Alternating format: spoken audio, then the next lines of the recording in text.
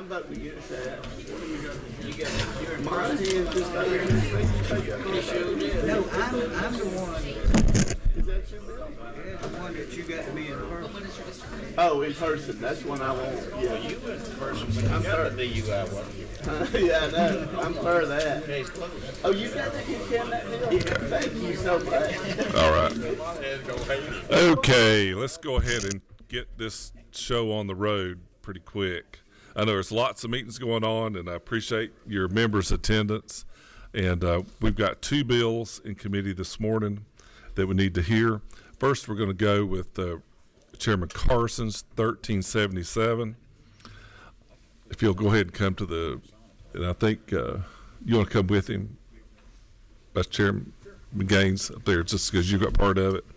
You look on your desk, you have LC 39494S, the substitute for the committee.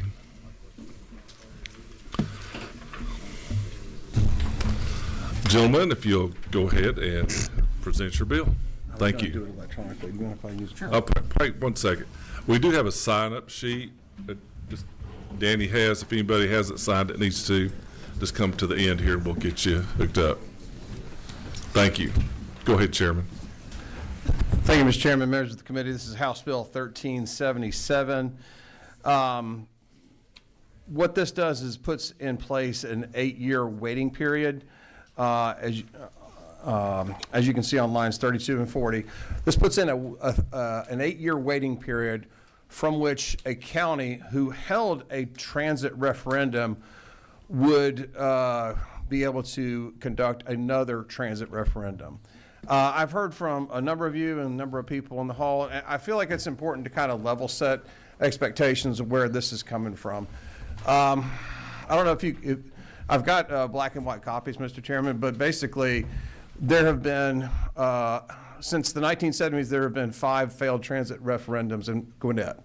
There's been 1 failed transit referendum in Cobb County. As a matter of fact, it went down 37% versus 38% to 62%.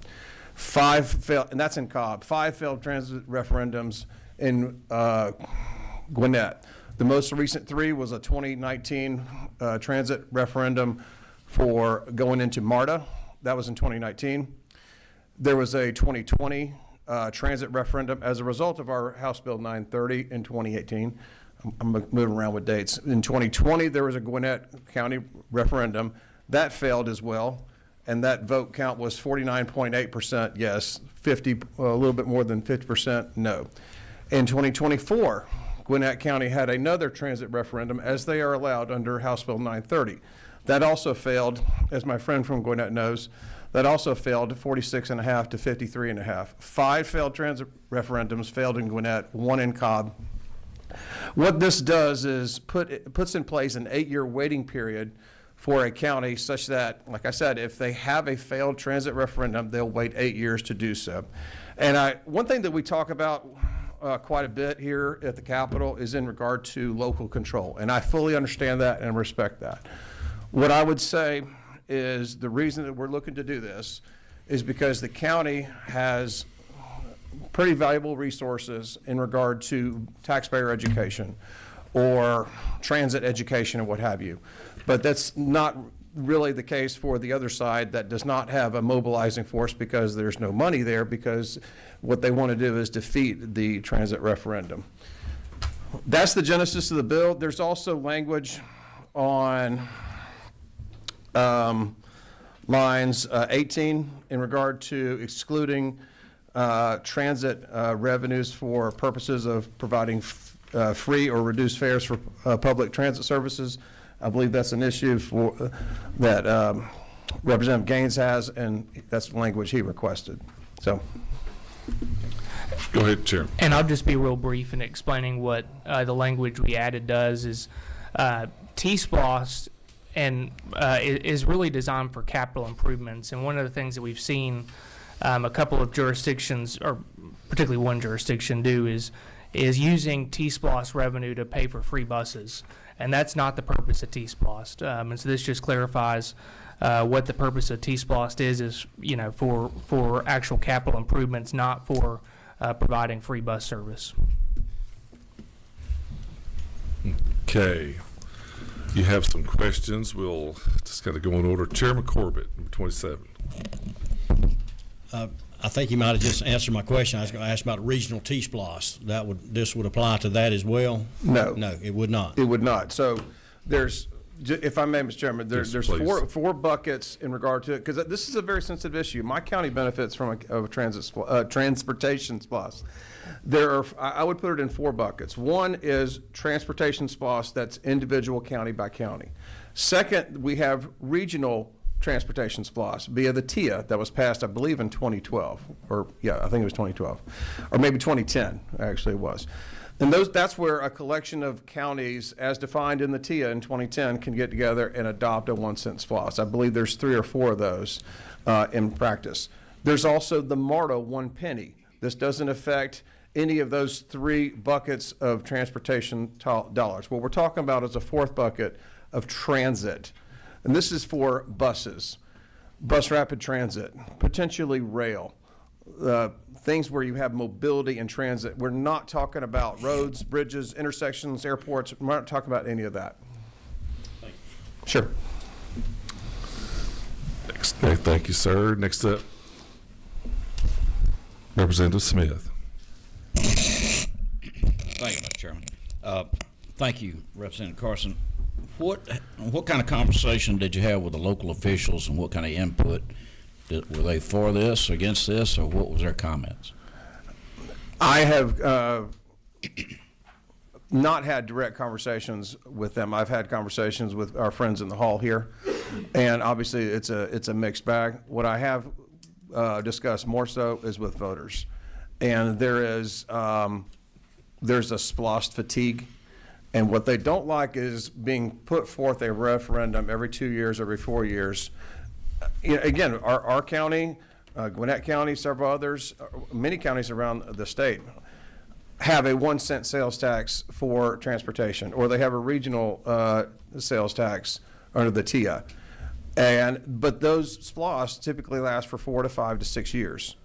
The reason we're putting in a waiting period is because the resources are on the county's side to be able for taxpayer education, and that this tax, Representative Smith, as you know, is for up to 30 years.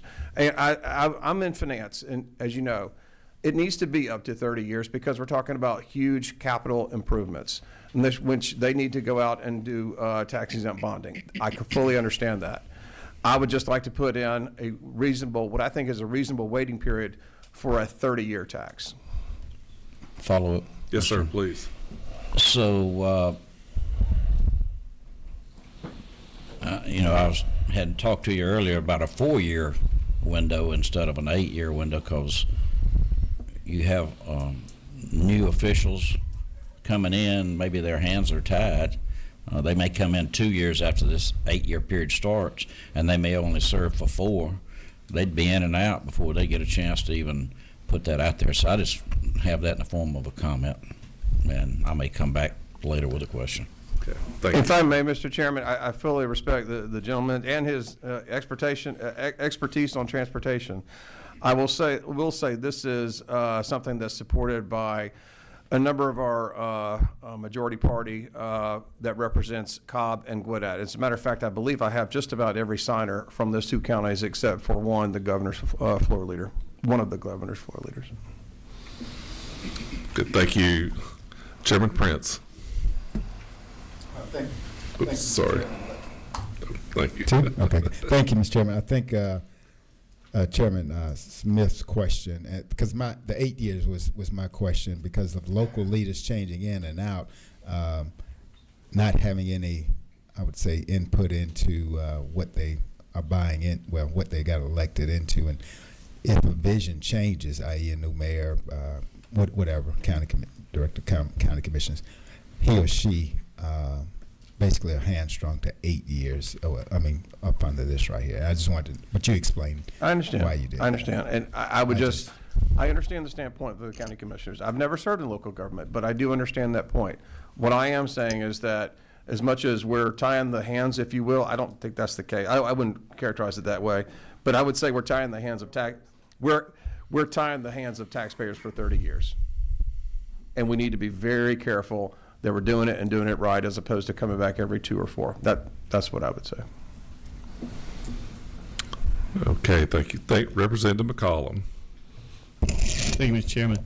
I probably should know this answer, but so for 8 years, can they put it on in 2? So they could essentially put it every 2 years, or does it have to be in the 4-year cycle? I would defer to legislative council, but I believe they can put it up at least every 2 years, So if they they so essentially- desire. Now, counties strategically are probably not going to put a transit splost alongside a county splost, right? It politically, that might muddy the waters. But can they, I guess my question is, can they put it on say a mayor's race versus, I mean, in 2 years? I mean, could they essentially put it every 2 years? On an off-year election, Right. I would defer to legislative council in regard to the timing of transit referendums per HB 930, or what is now the statute. But essentially, this is just saying you have to wait 2 cycles, 4-year cycles. I mean, it's not a long period of time, correct? Upon a failed referendum, exactly. It's, yeah. So if a county that's eligible for this wanted to hold a referendum and they never held one before, they could hold one in the fall of 26 if they wish. Okay, thank you. Oh, thank you. Okay, next up, leader registration. Hang on. Thank you, Mr. Chairman. Thank you, Chairman Carson, for your presentation. Sorry I was a little late arriving today. So the concern or the feedback I've received from constituents is they're upset that they feel that these referendums come with regularity and that local government, Gwinnett County in my circumstance, just keeps calling these referendums over and over and over again, hoping to get a desired result. And when they don't get it, they just call it again. And it's my recollection to the representative's question a moment ago, legislative council can correct me if I'm wrong, but these can be called in what I consider off-year elections. So if there's a special election in an odd year, as opposed to the regular in an even year, that they could be called at that time. And so does your bill take a step to address the concern that my constituents have sent to me, that it feels like these referendums just keep coming until the county can get the desired result, not really listening to the will of the voters? It absolutely does, and thank you, Leader, for that and for signing on. That I would argue it directly addresses that, where it asks the county to take a pause and say, look, if we've had a failed referendum, let's reconsider and come back with a new proposal, but after time, as opposed to every regular interval, to your point. Thank you. Good. Okay. Next up, Representative Earhart. Thank you, Chairman, for bringing this bill. Just to clarify, when you talked about citizen education as related to when these referendums come up, or these, would you say that so the onus is on the county to embark on this sort of education of the constituency or voters so that they understand what they're going to be voting on? Is the purpose of that to present sort of an unbiased, both sides, the pros and cons of this? Do you find that to be the case most of the time?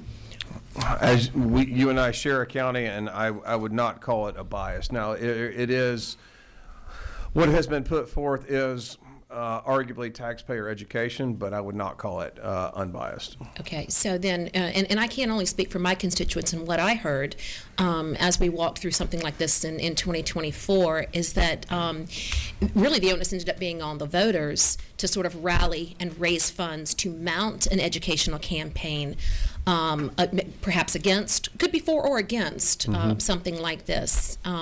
So what I had heard from my constituents at the time was, to have to go through that every couple of years, but particularly when it's the constituency that's making the decision on this. If it was overwhelmingly defeated, my constituents have a hard time understanding why they then 2 years later need to go through it again.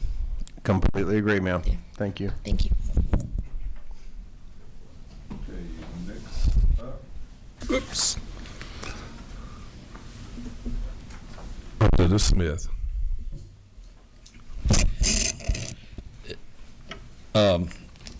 Chairman Carson, does this just affect affect one or two counties, or is it every county in the state?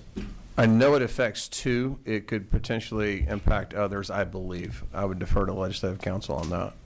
Could Legislative Council answer that? Would that affect all? Would this legislation affect all? The transit slots is available to every county, so it would impact any county that has, they fail to get the vote the first time, it would kick in. All right. And second part, if I could, Mr. Chairman. Yes, sir, please. Would it make sense to just word it so that it only goes on the ballot when there's another election taking place? That way you don't have a special election just for the referendum, just have it when county officials are elected, cities are elected, and that way it wouldn't be independent by itself. So if I'm understanding you correctly, you would want to make sure that these are not considered in off cycles? Right. Okay. I had not thought of that. I'm open to that conversation for sure. Okay. Thank you. Thank you. Caucus Chairman Williamson, 11. Thank you, Mr. Chairman, and Chairman Carson, thank you for explaining this bill, but if it does apply statewide, I understand the problem that you have in Cobb County and Gwinnett County, but if it's a pretty close election, it's going to apply. I mean, if the previous vote failed and it was really close, I have a concern now that growing counties like Walton County, where we don't have a history of this going on, call it an abuse or of the bringing it every time. I do have a little bit of hesitation about that. Could we consider some language like on the second failed one, some kind of moderating language here that it basically stops the repeated abuse, but or maybe a shorter time frame. For example, why did we pick 8 years and not? There was nothing magical about that. What I would ask is the committee's understanding is that some of our counties are coming back to us every few years and wanting a 30-year tax. Well, the follow-up question then, what about if we said upon the second such failed, have some sort of flexibility in that? I would leave that to the will of the committee. Thank you. Thank you. Thank you, sir. Number 19. Thank you. Sorry, I apologize. I walked in late, but and this may be a question for lead council as much as you, but I feel like Representative Ridley had some legislation a few years ago to make sure these kind of votes happened only at the big election to address the issue over there. I don't know that to be the case. It's a special election for the transit. Yeah, but are those, didn't we set parameters around those to make sure that those were at important election times? No? It's just a special. For the transit's lost, it's a special election. So it can occur in March, it can occur in May, it can occur whenever. Yeah, I mean, I think that's, I thought we addressed that with SPOS, but apparently. Might be the single county, we might have done it for a single county, but not the transit, a 30-year. I got you. Yeah, I mean, I would think that's definitely something that needs to be addressed, because the last thing you want is one of these to occur when it's just a few voters. And I understand the frustration, right? I mean, you guys, you just it keeps failing, it keeps costing people money. But do we have a list of how many communities in the state? Because there's a lot of concern about statewide issues, but how many communities are doing T-SPOS at this point? What's the number of counties besides Cobb and Gwinnett That are doing the transit SPOS? Yes. Honestly, I don't know of any. I mean, I find it hard to believe that the majority of the counties in the state would have a T-SPOS vote now or in the next 50 years besides the ones you're talking about. Well, to be clear, you're not talking about transportation SPOS. You're now talking about transit. Yeah, that's what I'm saying. Transit, yeah. A transit SPOS. Right. How many communities do you foresee in the future that are going to be actually doing this? Maybe 2 besides the 2 you're talking about? I have no idea. Okay. Chairman Williamson. Thank you, Mr. Chairman. Chairman Carson, I apologize. I thought that we were talking about dragging in all T-SPOS, but this is only transit basically. Yes, way I apologize if I failed to mention that, but Mr. I Chairman. think you did. It just went over my head. Okay. I apologize. I apologize if I misspoke.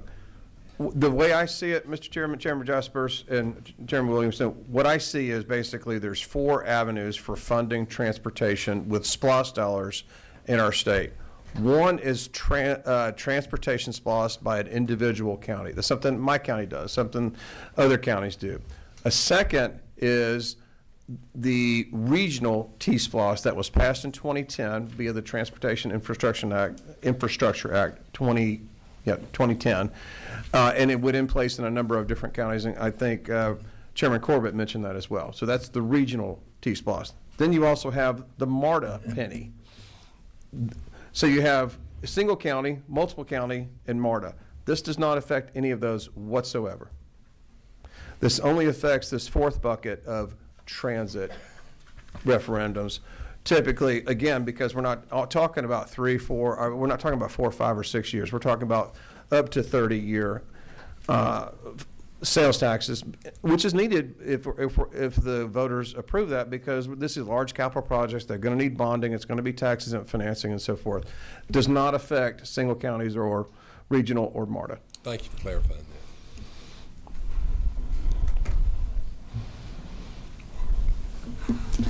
Jen, I've just got a question for you real quick, just to make sure this is crystal clear, that in Section 2, line 26, where it describes the code section 48.8.269, that is addressing only this type of SPLOST. Yeah, there are two, so there's 2 transit SPLOST, there's non-attainment and there's attainment, so metro versus non-metro. But there's still, both in Section 2 and 3 are both transit SPLOST, 30 years. Okay, so hopefully that clears that up just a little bit. 15, Representative Cox. Thanks for bringing the bill. Is there a way, and this may be Ledge Council or also to you, that we could keep this to the counties that we're actually talking about instead of all the way statewide? That this is affected in? Ledge Council, is there? Section 2 is outside non-attainment areas, so you could just remove Section 2, and Section 3 would be inside non-attainment, which is I think we're at 13 counties for non-attainment. I'm sorry, I was. Okay, does everybody get that? Jen, you might want to move to a microphone, please. Sorry. Somebody can make space for her right there. Chairman Powell's got it. Okay. So if you wanted to limit it to your question of just the metro areas, 30-year SPLOST, it would be remove Section 2 because that's outside non-attainment, and Section 3 deals with within a non-attainment. So within non-attainment would be the metro 13, I think 13, 18 counties, I forget exactly which one those are.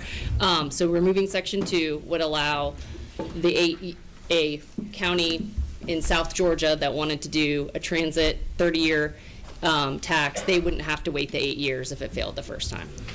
Is there a follow-up question, Chairman? Please, go ahead. Is there some unintended consequences if that were to happen? Do you? I don't think so. I think that would solve the immediate concerns of my voters and my taxpayers. Okay. Thank you. Okay. I'm sorry, in addition to the people that have been supportive of this measure, as I understand it from Legislative Council, if we remove Section 2, that would still address the issues of the people that are with me in support of this, that have signed on to this and so forth, as I understand it. Okay. We've had a very lively discussion. I think we have one person who would like to speak to the bill before we'll move. Matt Yarborough with Council for Quality Growth. Did he chicken out? Oh, there he is. I didn't see you moving. I'm sorry. Come on up. I was going to say, you So- can't pass up a conversation on Says we're SPOS. trying to catch a bus. Is that what you're saying? Good morning, committee. Good morning, Chairman. Thank you for having us. My name is Matt Yarbrough. I serve as the Vice President of Policy and Government Affairs with the Council for Quality Growth. We are a regional trade association of folks in the growth and development industry here in Metro Atlanta. We represent not only a number of the regional transit planning companies, as well as a lot of the CIDs that do a lot of the transit and transportation work across our region. I'm joined by Michael Paris, our president and CEO, who was intimately familiar with a lot of the work that went into House Bill 930 that enabled this transit SPOS back in 2018 now. Wanted to talk a little bit about our perspective on the bill.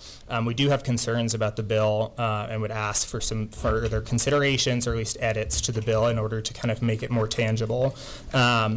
First and more kind of specific, I want to speak specifically to the Cobb and Gwinnett question, which I think are at hand. Cobb, as mentioned, gained the ability, along with Gwinnett, to host a transit SPOS as a part of House Bill 930. That went into effect in 2019, and the county was actually quite slow and deliberative about this process. Chairman Boyce was still the chairman in 19. He ultimately did not place this on the ballot during his chairship.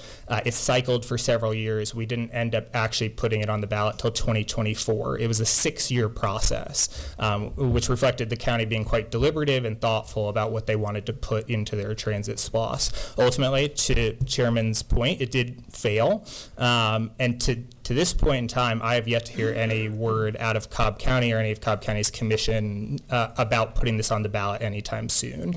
I think there is some overarching fear of what this would look like in the future, but with a pending regular SPOS for Cobb County in the coming cycle, the concept of putting a transit SPOS on top of that anytime in the near future is not, to my public discourse sense, being discussed in Cobb. Gwinnett's kind of a unique situation, and the chairman correctly noted some of its history.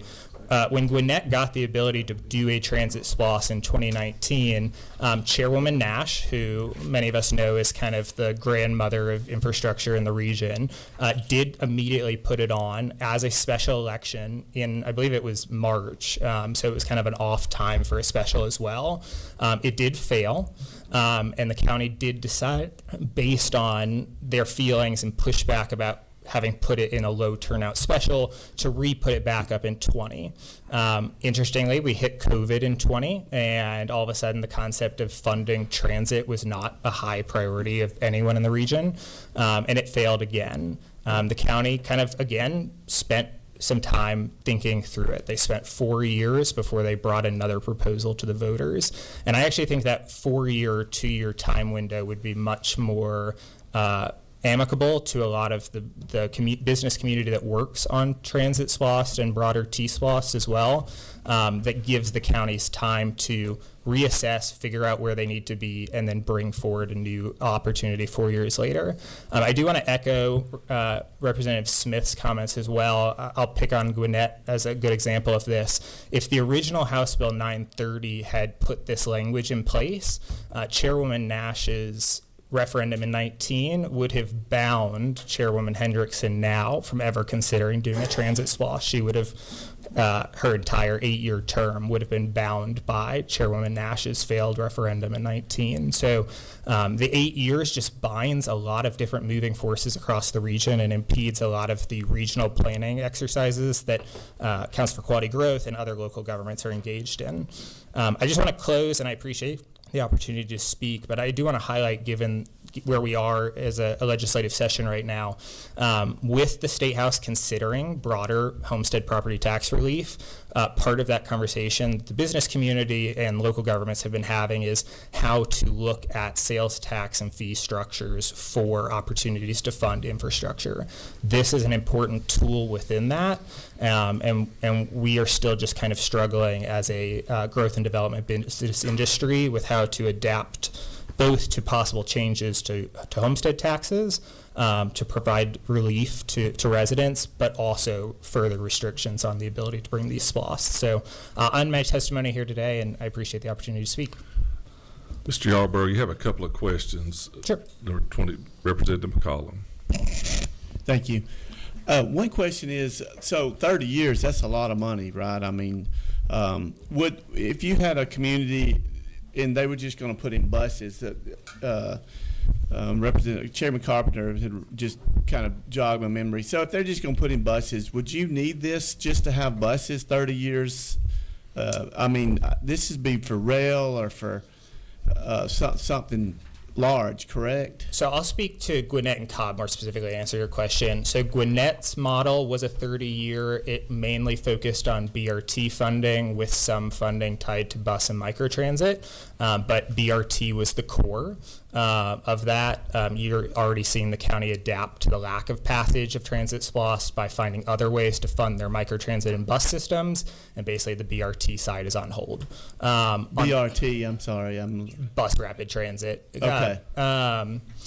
On Cobb's side, Cobb actually went back and forth quite a bit on doing a 15-year or a 30-year. They had the option. The legislation just says they can do up to 30 years, so that gave them the opportunity to consider both. They brought both proposals to the commission, and they settled on a 30-year. But again, they were also proposing building 2 new regional transit centers as part of that infrastructure funding, and that was going to be a big part of that. Follow up, Mr. Chairman? Please. So what is that included? I know I'm getting off topic, but is that a fee structure? Is that free buses, or how does that normally work in different counties? So the big selling point, at least with the new microtransit service, which is a big part of where that was pushed for, is there is a fee structure. You do pay for rides. It is supplemented by the county, but you do pay for those services. Thank you. Thank you. Chairman Strachan, right here. Number 3. Thank you, Mr. Chairman. Thank you, Mr. Yarborough, for your comments. And what I'd like to do, if it's all right, is just ask you maybe 3 points that I regularly hear from my constituents, and then just give you a chance to respond. Sure.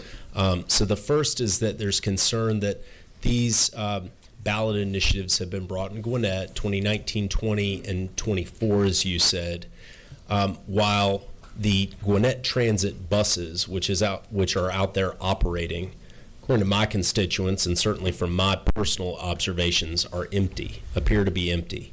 And the question is, why would our constituents be bound to a 30-year tax under those circumstances where it's, to the representative's point, already these buses, I guess, can be paid for because we're seeing out there they're not being utilized, and yet the county continues to request that the voters approve this 3 times in a row. The second question that I had, or just thought in response, you talked about if Chair Lady Nash, with whom I spoke about this issue many times, had been if this law was in place, it would have bound the subsequent chair lady's ability to bring this. But isn't it true that a 30-year tax binds subsequent commissions and chairs as well, in the same kind of way, or in a similar kind of way? And I guess my third question is this: if counties are opposed to binding subsequent administrations, wouldn't it make more sense then to restrict the law such that any past referendum would only be in place for, say, 4 years? So just following the line of thought of your argument, then wouldn't it make sense to really restrict the abilities of counties to bring these kinds of things so you can actually see, are these buses empty? And I appreciate Mr. Chairman, thank you for the indulgence. Let me just share some thoughts because this is a hot topic in the district I represent. And, sir, I'd invite any response you have to that. Thank you. Sure. So on the first question about why would we fund kind of the concept of an empty bus, I always speak from personal experience. I live in Marietta. I've lived in Cobb County for the last decade, spent most of my working career in Gwinnett County, as you know. I think we are moving away from bus systems. I highlighted microtransit has become kind of the hot topic, I think, in regional transit planning, doing point-to-point and finding opportunities to move away from fixed route. So I think that should be a part of the conversation on planning any future referendums. I think the local citizens are certainly able to, through their government, advocate for that. I served on the Cobb SPLOST Oversight Committee for 5 years, helping craft the project lists for Cobb County. So I think citizens have an opportunity for that. In terms of the binding subsequent commissions side of this, I recognize that a 30-year SPLOST does indeed bind future commissions. I think to Representative Vance's point, there's bonding reasons that we have to consider that. But I certainly welcome residents who say, I'm not supportive of the 30-year tax. I have concerns with that and voting it down. And if voters vote it down, then it doesn't go into place. And that's kind of the beauty of SPLOST, is if voters don't buy into a 30-year vision, then they just fail it. And Mr. Chairman, if I may, very quick, I appreciate this. So my final question is, has there been input, this micro transit, which is county transit employees to drive short distances? It's effectively the government attempting to replicate Uber or Lyft, as I understand it. Has there been any discussion around, we're not going to take this very super expensive option, and instead, if transit's the will of the voters, to just subsidize trips from the private sector which are otherwise available? In other words, why is it necessary to incur such substantial costs, a sales tax that will be paid for the next 30 years by even the next generation, as opposed to more cost-effective options which may be available for actual mobility? So ultimately, I'm going to, on this one, defer to the transportation planners, and I know there's plenty that are around here. I'm not a deep transportation planner enough to know the true ins and outs of what makes micro better than just an Uber or Lyft system, so I'll leave that question. One more, then we got to keep moving. Representative Earhart.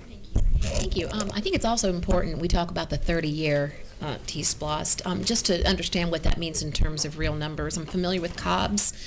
That 30-year T-SPLOST had a projected, I think it was a projected cost of, do you recall, was it $12 billion? It was significant. I don't recall. I don't recall what Gwinnett's. Do you recall what Gwinnett's was? I don't recall. Okay, and then you did mention that you had, now of course our SPLOST failed in 2024, so it's been a little over a year and a half. Yes, ma'am. Since that, and I know that you did say that you haven't heard anything from Cobb, or you haven't heard that they're going to be bringing it back again anytime soon. But would it surprise you to know that I have heard from some county officials that would be very much interested in bringing that T-SPLOST back again, and certainly sooner than in 8 years? I trust that.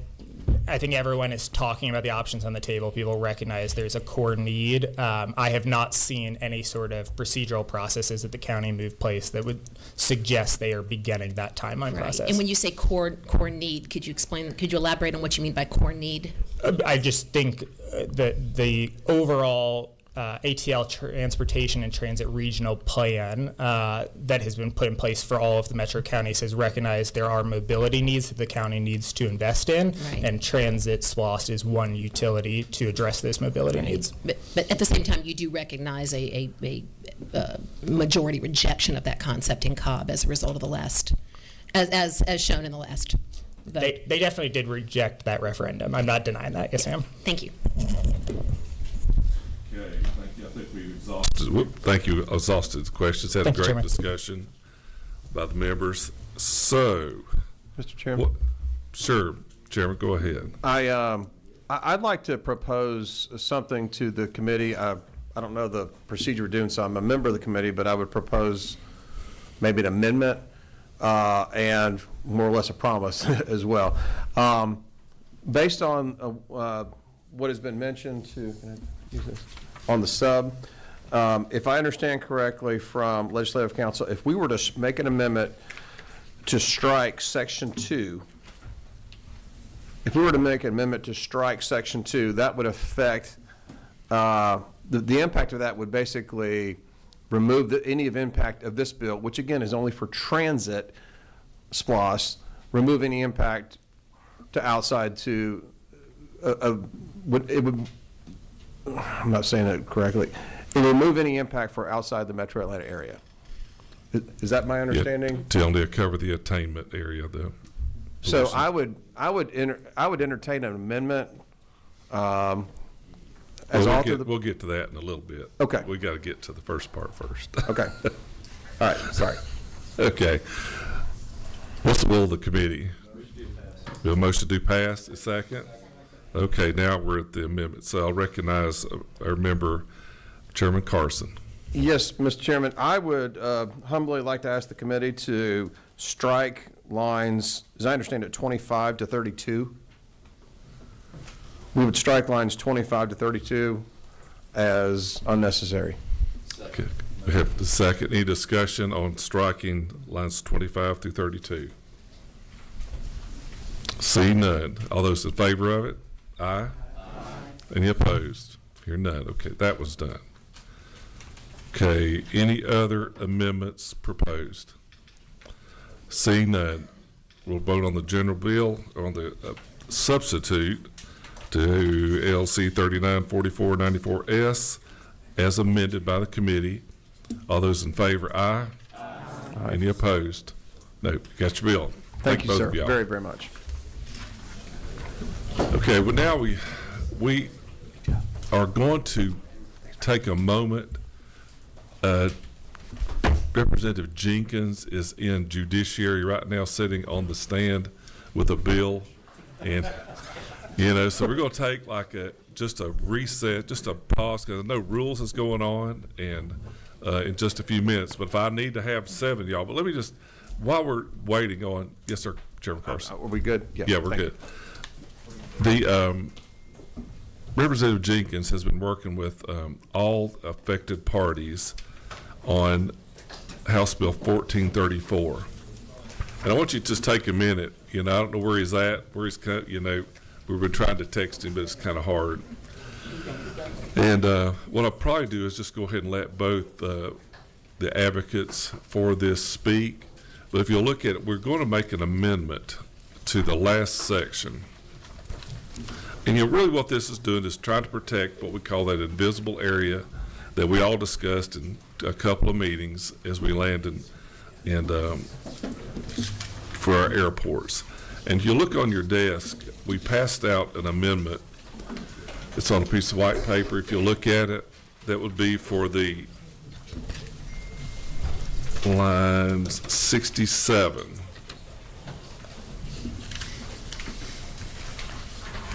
Because what we knew is when we were doing this, that if we did not create a penalty, what would, as you heard in the committee testimony, what would happen? And we know nothing.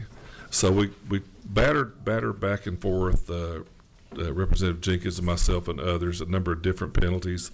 We came up with line 67, that if they did not do this, they would not get LMIG funds.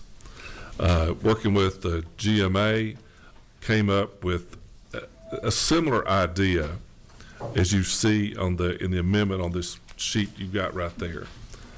And it's where an airport fails to enact or enforce an airport affected area. What it will do is have GDOT hold their money for 3 years. Instead of just declining it, they'll hold it. And at this point, which they don't do it, they've got to give it to the airport. And because this is a very, I think, a subtle, and we'll let GMA talk about it as they come to it. But I'm just kind of killing time as we wait till Representative Jenkins, because I want to give him the floor, because the committee, he has worked for the last 2 or 3 weeks tirelessly in trying to figure this out, which we thought was a pretty much unsolvable issue, and I think he's done a good job. So I've got some people who want to speak to the bill. Edward Lindsay, and then Noah with the GMA. Mr. Chairman, Edward Lindsay. I'm here representing the Georgia Airport Association.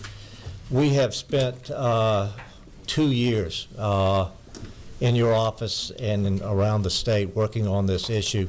We are one of only 3 states in the country who do not have a bill similar to this that puts at the front end the issue of protecting the airspace around airports. We've looked at how the other 47 states have done it. We've worked with you, Mr. Chairman, and other members of this committee, particularly Representative Jenkins, and we thank him. We'll thank him again when he gets here. I have here today several of the folks from GAA who have worked tirelessly on this, including Dawood Stevenson, who is the chair of the Georgia Airport Association, Jim Marquardt, who is the chair of the legislative committee that has worked so hard on it, Andrew Wiersma, who's a former president of GAA, who has tirelessly worked on this and looked at various issues around the country. And we want to simply thank the committee for its work. This will be the third hearing. I'm not going to add anything more to it in terms of the testimony, unless you want to hear from any of our experts that I've just mentioned. I will also add that we have seen the proposed amendment by Georgia Municipal Association, and we are in support of it. And we thank GMA for coming to the table and working with us. I believe they are, with this amendment, neutral, if I may characterize that correctly. And that's very important to us because GAA is made up of, I believe, around 75 of the 105 airports in this country, in this state, including general aviation airports and commercial airports. And quite frankly, we are owned by either counties or cities, so we want to be on the good side of them as well. And we thank the chair and we thank the committee for its hard work on this, and we simply ask for your favorable consideration. Well, thank you, Ed, for being very persistent in helping us move this bill along. Representative Jenkins is now on his way, but thank you for being a nice hand on doing this. Noah? Mr. Chairman, members of the committee, thank you. My name is Noah Randis with the Georgia Municipal Association. Wanted to echo some of Ed's comments. Mr. Chairman, I appreciate your leadership on this over the past 2 years. I know we had a conversation almost 2 years ago to the day about this matter, and hey, this is something we're going to have to look at and address. And we've had the opportunity to work with Representative Jenkins, who's unfortunately not here, but he'll be speaking to you shortly about it. And I believe that this bill and what we have in front of us gives the proper definitions to everybody that needs to be involved, not just the airport owning authority, the airport owning jurisdiction, but also the affected parties. I believe it brings the Department of Transportation to the process in a meaningful way that's going to be helpful. And I would, again, appreciate the committee's favorable acceptance of the amendment we offered. I believe that that maintains some of the teeth you're looking for in this bill, while also making sure that local governments, when maybe there are some issues between city or counties on the enforcement of these regulations, that once we get those ironed out, those necessary local transportation funds are approved and given back to the local government. So with that, Chairman, I appreciate your work on this. I'll pause for any questions. Okay. We have no questions. Wait a minute. 24 popped up there. I do have a question, and I understand the plan, putting it out there and all of that, but still, how do we address the private property owners that are outside that are being affected by whatever the plan ends up being? So I believe under the current legislation, what we would have to, and maybe Representative Jenkins can speak a little bit better to this, but the airport owning jurisdiction is to notify the local governments that have control over the zoning or land use powers of what the affected airspace is. And that's that 14 CFR Part 77. That's basically a geometric-based regulation. If there's infringements upon that, whether it be through height of development or through height of vegetation, those are constituted as obstacles within the imaginary airspace. From that point in time, the local government would then work to kind of notify the affected property owners of the issues, right? That could be something that they could potentially apply for variances for underneath this bill. That's something that Representative Jenkins and I noticed was very important, was that there needs to be an opportunity for variances here, because while those appeals do go back to the FAA, oftentimes they do make note that, hey, this is an obstacle within the airspace, but it's one that we could note and we can move forward with. It does not necessarily need to be remedied. But there may be others in the room that could speak a little bit better to that process, but that's my understanding of it, and the Representative Jenkins as well might be able to speak a little bit better to it. So, or Mr. Go ahead. Mr. Chair, if I Mr. may. Lindsay. The surrounding property owners are already restricted under FAA. This is simply a matter of putting at the front end of trying to regulate the airspace rather than the back end. FAA authority only comes at the back end after a restriction has taken place in terms of restricting the ability of the airport to fully function.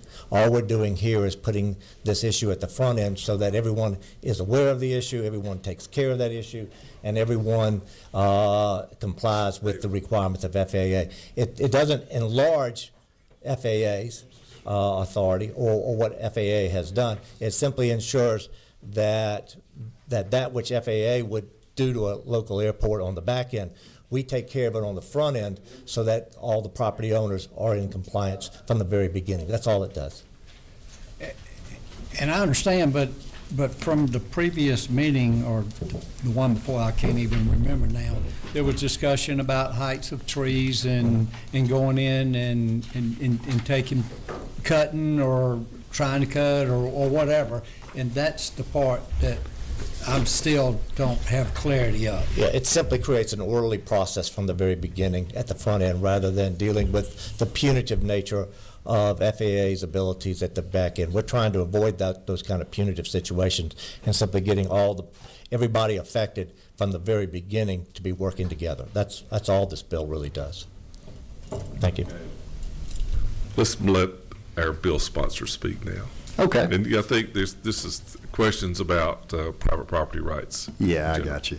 Thank you. So I hope I don't re-say some things that have been said, but I do want to kind of start and just talk about the purpose of this bill. So Georgia's home to over 100 general aviation airports, and above every single one of those airports there's protected airspace defined by 14 CFR Part 77. Just like any other federal rule, we're subject to it. It is emotionless. It's black and white. It exists. The airspace protected by that rule is really unaffected by this bill. It exists today. If we pass this bill, it will still exist. However, this is just a method to ensure compliance with the federal regulations, just like so many others that we do. The reason why we're bringing this is because ultimately the federal government, our airports are largely funded by grants from the federal government and GDOT. And when an airport receives that grant money, they agree to abide by the federal safety regulations or forfeit that in the future. So that's what happens. The FAA comes back and they confirm that FAA safety regulations are being complied with, and if the airport has failed to comply with them, they lose their grant money. The problem with that sanction is that you're sanctioning a body that has no control typically over the area that may be violating the airspace.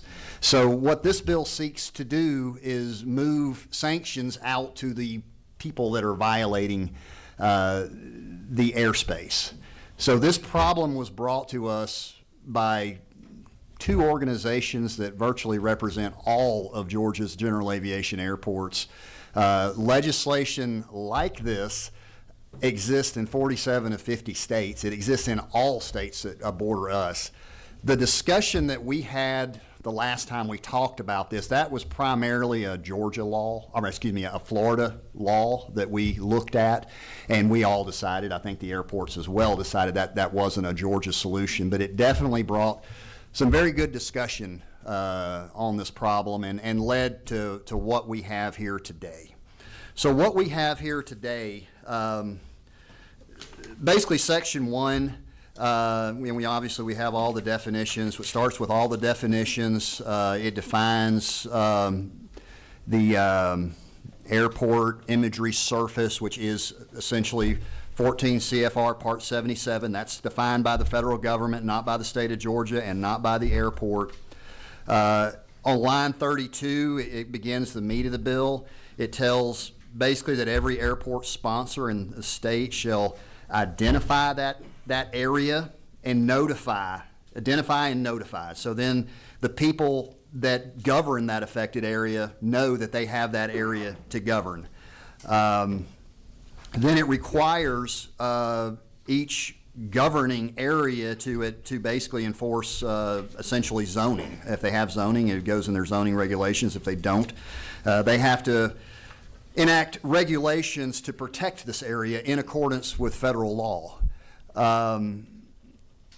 And then basically starting at line 45, it directs the Department of Transportation to assist the local government in defining this area, because ultimately they may or may not have the the skills to do that, but it's, again, it's defined by federal regulation, and GDOT or probably the airport could certainly map it or assist in mapping so that it can be protected.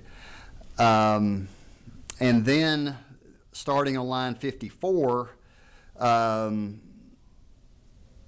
let's see, basically it instructs the zoning and requires them to enforce that zoning after 59. It further allows a variance. So this airspace that's protected by 14 CFR Part 77 contains the air route structure that leads in and out of that airport. It is possible to penetrate that with an obstruction without affecting those airways. So this allows the airport to run this to the FAA, who will make a decision of whether or not that penetration is actually creates a hazard, or if it's something that can be allowed. So there is a variance provided for. And then finally, there is a provision, this is the enforcement provision, that basically takes the LMIG funding from any government that fails to basically protect this federally established airspace above our airports. And there is an amendment that at the appropriate time that changes the language. I think the way this bill is written, it makes it sound like they lose their LMIG, and I think we want their LMIG to be suspended until they till the obstruction is cleared. And again, this airspace is being protected today. It's not a question of do we want to protect this airspace or not. That's not something this body can decide. I mean, what we can decide is, do we want an airport there or not, or do we want to change the infrastructure on that airport or the route structure? But we can't decide to protect this airspace or not. That's beyond our ability. This is another, again, emotionless black and white federal regulation that we are subject to. But it's the hopes with this bill is that we can be more intentional. Right now, landowners are being jacked around. They're pulling permits and engineering projects that they cannot do because they find out that they would violate this protected area that they can't violate. So this puts it all up front. It's a very permissive regulation. I mean, if you drive around any of our metro areas, you will see economic activity all the way up to the airport fence. You can do most things. You just literally can't do everything. For instance, is the Calhoun Airport. That lies in the county. If I'm getting this right, the city is north of the Calhoun Airport, and there was a building planned in the city, and they literally only had to move it about 12 feet to make it comply. So again, if we can set all this stuff up in a clear structure, then we don't require re-permitting, re-engineering. We take all that mess away, and we do what we can legally do with intention. We don't inadvertently compromise our infrastructure, because again, it's not up to us whether or not we protect this airspace. I'm trying to think what else. As far as the procedure for cutting trees and stuff like that, I know people that manage airports know that well. Living next to an airport at this point is almost like living next to a railroad track, in that these airports are all mostly older than me, and they're not really moving. Paulding County is one example, 2011. Griffin wants to move their airport. I don't know of anything else. Most of these airports are very old. They're not moving. If there's trees that have to be cut, they've probably already been cut once. So again, this bill really maintains the status quo. It just creates a better procedure to do that. Thank you. Would you be able to look at one word? This is proactive. This bill is, and notification of the area. I think it'll be very good. Okay, we've got a couple of questions for you. Representative Smith. Oh, I thought I did. My bad. Thank you, Mr. Chairman. Is it okay to talk to the amendment now too, or? Sure. Yeah, let's go ahead.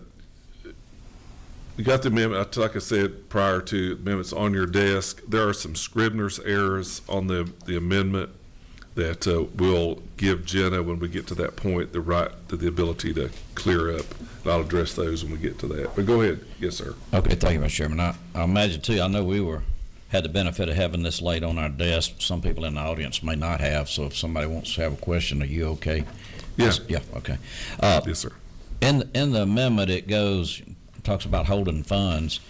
3 years, where did that number come from? Is that number the same in all the other states you mentioned, or not? So that is how long GDOT, and there probably somebody knows more about this than I do, is how long GDOT can withhold funding. So that, I guess under current law, they can't hold them anymore. So this allows them to up to 3 years, and then they don't have the ability to do it any longer than that. Okay. So is that at the discretion of GDOT once they inspect? Right. The aviation division, okay. So that was my main concern. If they come in compliance in a year. Right. And withholding funds, this may be another GDOT question, but is that funds just for airports? Because you mentioned LMIG, and LMIG is transportation funds with the sidewalks and all. So are those funds being held just airport funds or all LMIG? So the issue we have now is the sanction that's provided by the FAA is to withhold funds from the airport. And in many cases, the airport does not have control over the area that has violated it, for instance, an adjacent city. So this basically transmits a penalty to the violator of the airspace that the airport may not have control over. As we were socializing this, I talked to an engineer that consults with about 11 airports, and he talked of course, we've talked about the adjacent jurisdiction story. Even some of the smaller the county, the more direct the commissioners may run these airports. And, there's elections every 4 years, so there's a learning curve after every election, and he's run into that where we get a new batch of commissioners that they have to educate. So setting up these regulations will be, some better guardrails for that as well. I think the direct answer is yes. That's good. That's a good answer. Sorry. Also, no, all. All the way we have it is the all. And I think you've got to send a message when we were, the nice word, socializing it, that just the airport LMIG is insignificant money, generally. This is, is significant money, but this is a significant issue. And again, airport LMIG is, again, you're sanctioning a body that may not be violating the airspace and have no control over the person violating the body, the government violating the airspace. Number one is Mr. Hawley. Thank you, Mr. Chairman. Yes. Thank you, Representative Jenkins. You and I both are in that bin of bouncing between committees, but thank you for your work on this over the last 3 weeks. My question with regards to that 3-year penalty, what does the remediation process look like for an airport that actually has been found to be in violation and whose money is being withheld? In terms of them, if they come back online, what does that look like in terms of them being able to have that funding restored? Right. So under current Georgia law, I think that would be better answered by one of we got an engineer here or an airport manager that can talk through that process. Well, who you are and all that good stuff. Yes. So I'm Andrew Wiersma. I'm the airport manager up at the Dalton Municipal Airport.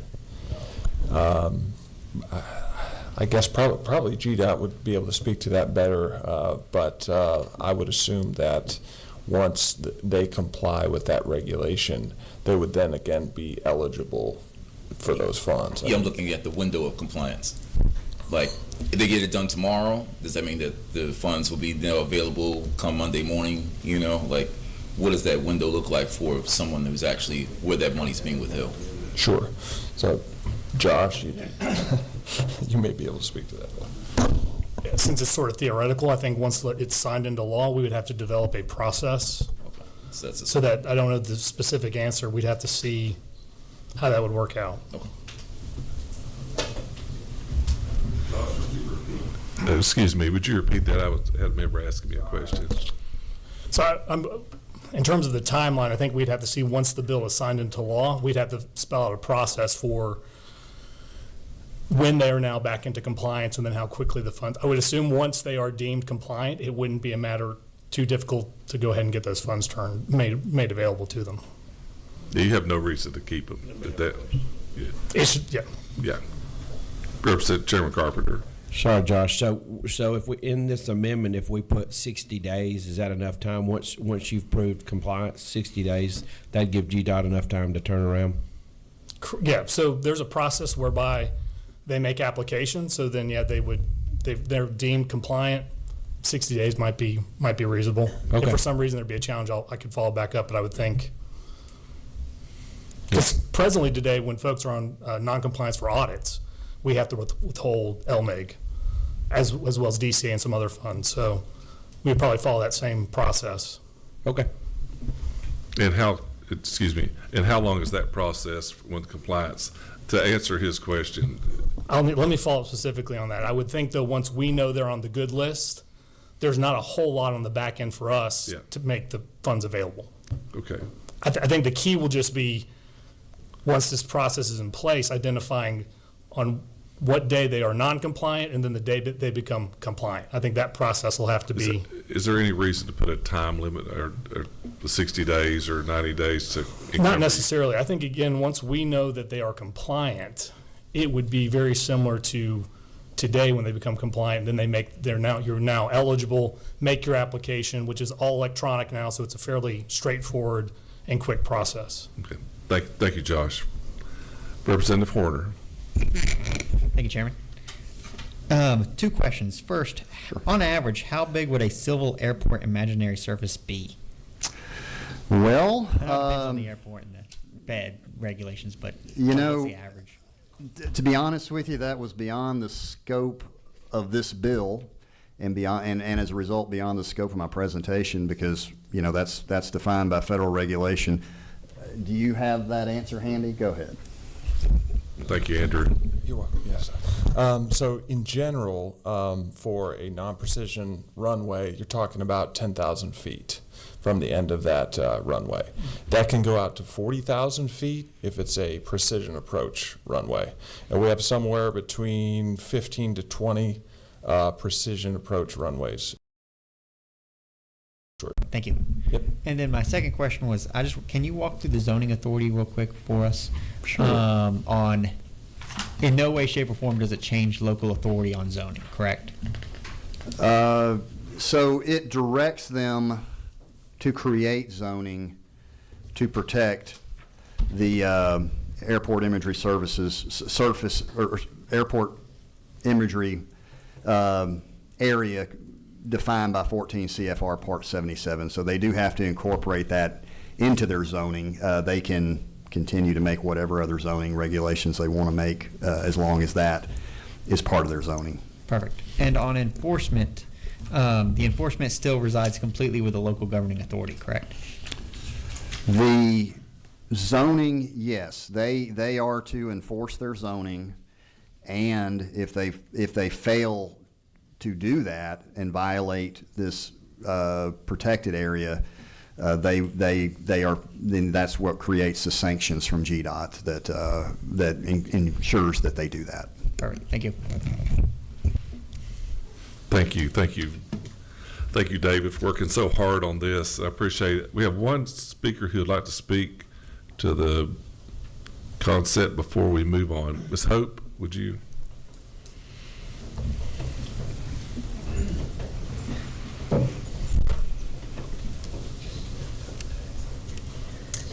Hey, thank you. I'm Hope Macaluso. I'm with the Association of Georgia General Aviation Airports. And we worked with Representative Jenkins on this as well. We are fairly well satisfied with what's been placed in front of you. I just wanted to make absolute sure that it's not just the airport that is being penalized, and it is LMIG funds as well, because there are several airports in the state that have zero zoning power, so they have no way to protect themselves.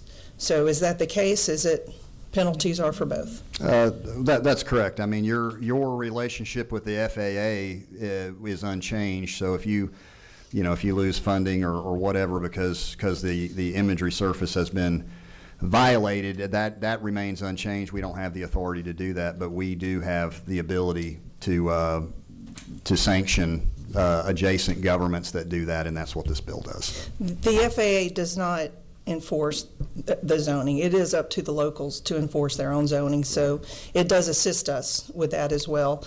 And the 3-year number, our funds expire with GDOT after 3 years. So we're able to roll over 3 years at a time, and after that they expire. So that 3-year number is an important number. So beyond that, I have no other comments. Thank you. Yes, ma'am. All right, any other committee members have any questions for our bill sponsor? And I just want, before we move on, to tell you thank you. I know you spent a lot of time on this, and you don't have your cast on today. I don't, yeah. Good for you. That's good for you. I just want to notice that. Okay, what's the will of our committee?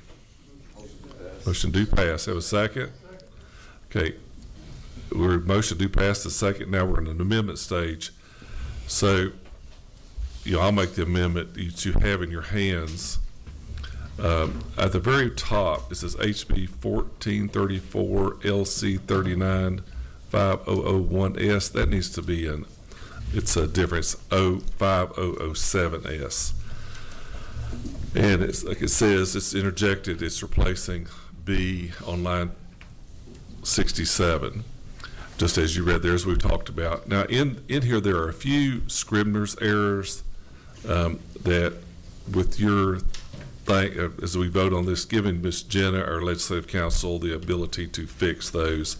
There's like capital code section in, and they don't really change anything that's in the bill. They're just small Scribner's errors. So I offer that as a motion to accept this. Do I hear any comments or questions about it? Whoop, there's another one.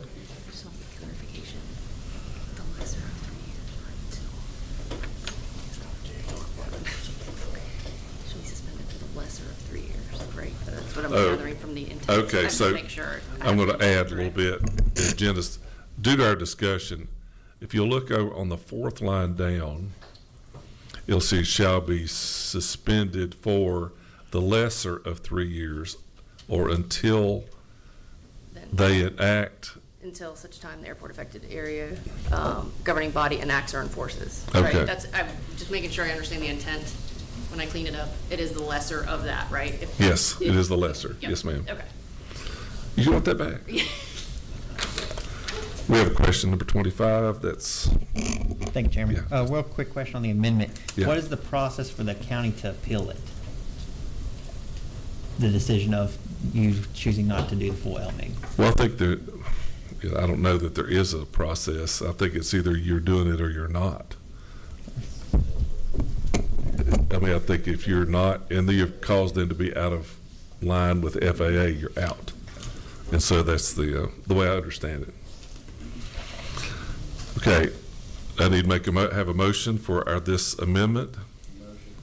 Got a motion, got a second?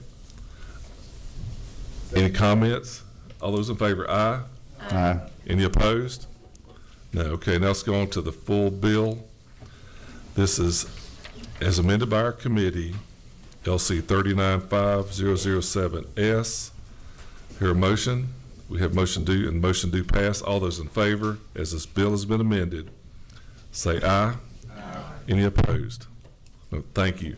David, thank you for working so hard on this. I know you still have a lot of work to do in the Senate and all that, but you've been a great member. Thank you. This meeting is adjourned. Oh, one other thing. We will be meeting tomorrow. Hey, members, we will meet tomorrow at 1 or whenever time is directed by the speaker to do the road naming, so I will need 7 of y'all to come then. Thank you. Meeting now. gone.